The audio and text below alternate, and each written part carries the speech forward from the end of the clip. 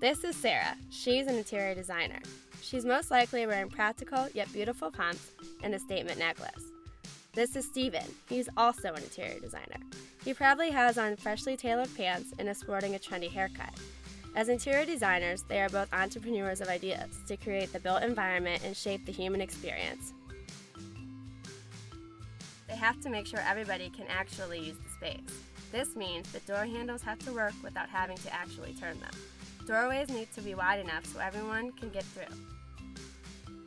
Objects cannot protrude from the wall more than 4 inches for the visually impaired.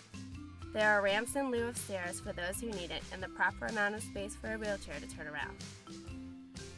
Additionally, interior designers consider how the designs affect environments, knowing the building accounts for 40% of energy consumption. Designers select sustainable materials for their projects.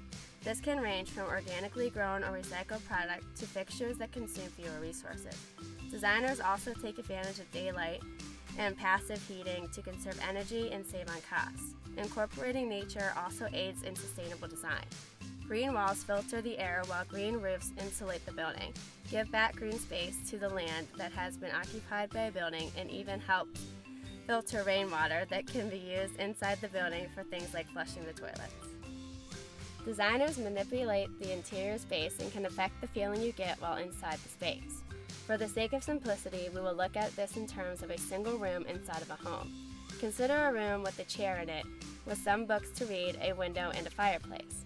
At its very basic needs, there's window coverings, a source of artificial light, and a chair to sit in. The feeling in the space isn't the greatest. Instead of slat blinds that merely control light, the designer would opt for a patterned drapery to add color and texture into the space while also emphasizing the verticality to make the room appear bigger. Strategic lighting brightens and warms the space. Artwork is added to the walls to create a sense of home. A tile surround is added to the fireplace to add taste of luxury, and a bookcase is installed to provide storage and display opportunities for books, favorite items, and also to emphasize the verticality of the space.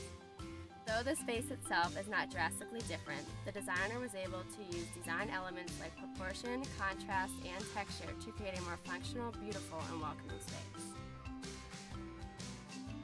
Designers like Steven and Sarah are concerned with wayfinding, lighting, energy consumption, sustainable materials, ramp lengths and heights, wheelchair turn radiuses, and many more technical codes and specifications. But what it adds up to is a universal language of design that makes our lives easier and better that everyone can appreciate.